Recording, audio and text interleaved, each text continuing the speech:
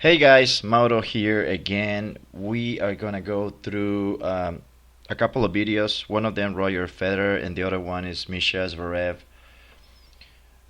It's a backhand volley extended, like reaching out for that ball out wide. I wanted to go through this. I found this couple of videos, and I think they're very interesting because there is not a lot of videos on this kind of shot that are close-ups. And I also think that it's pretty good because we have two different players, different techniques. Both of them are good. I would say really good. Federer volley is more starting with the elbow bend, and Zverev starts more the typical, more classic arm extended, elbow straight. And there are a few tips. There are a few things that I want to go through on both of them. So, all right. Well, hopefully my dogs won't start barking. So, sorry about that if you happen to hear them. Okay. But anyways, let's start with the Federer volley here. I want to know. I want you to. First thing is, I want to notice when he prepares. He turns that shoulder. He doesn't turn that much, but he just turns enough. And if you notice, he cocks the wrist. He doesn't bring the racket far back. His rotation makes it look like he brings the racket back, and he creates that U formation with the elbow bend, and the racket. But that racket is gonna be pretty much more not that far back, but more behind his head, and the rotation is what gives you the idea like he's bringing it back.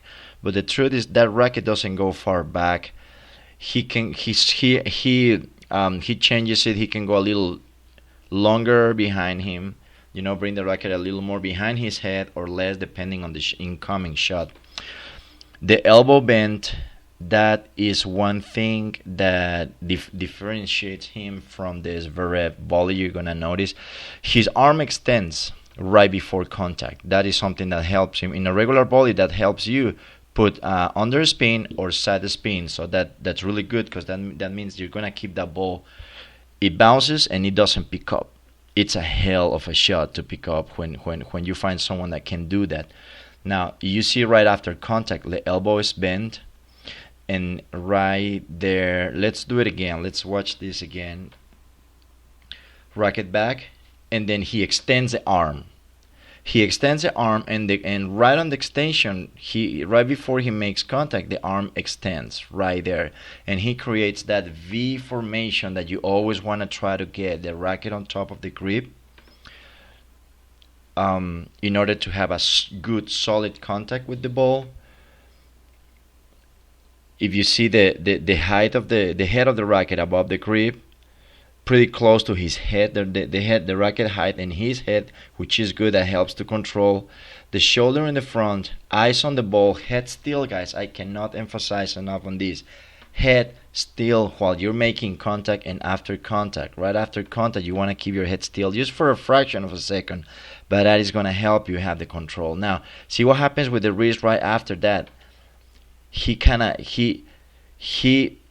opens the racket right away. That's gonna help him keep the ball moving, keep the ball from staying low.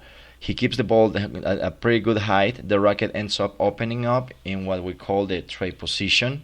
That is something that is gonna help you keep the height, pretty good height on the volley.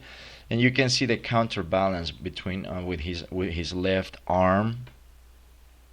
There, shoulder in the front, and his back is almost facing the court because he extended for that volley.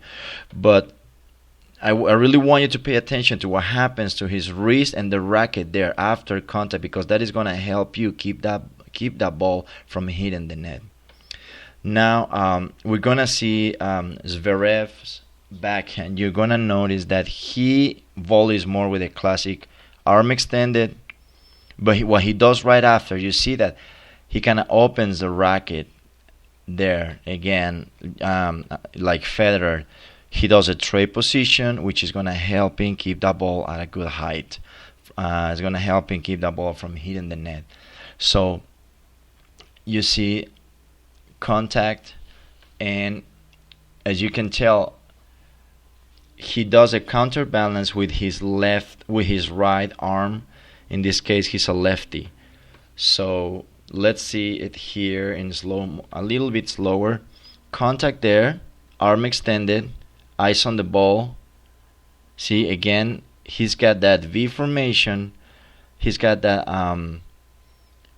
he keeps his eye on the ball, and again, it's very important for you guys to keep your head still right at contact and after contact. He's got the shoulder moving forward towards the ball. Okay, and again, he's going to extend the arms for the counterbalance there. That is a very important thing that a lot of people don't do. When they volley, you want to do that counterbalance with your other arm. Also in the volley, as well as you do it in the ground strokes. Eyes on the ball.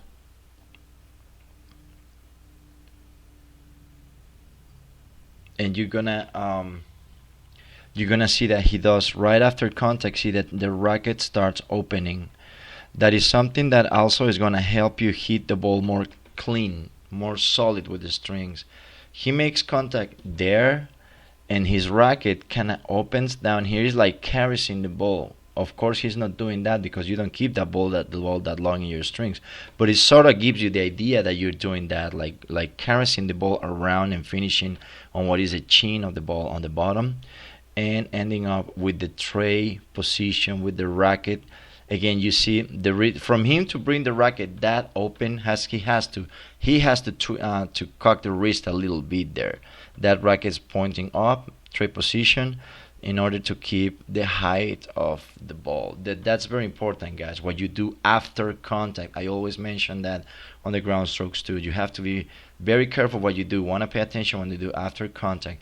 Shoulder in the front, his back, just like Rogers, is kind of pretty much pointing towards the net. Okay, all right, guys. I didn't want to make this too long. It's just a small tip. I hope it helps.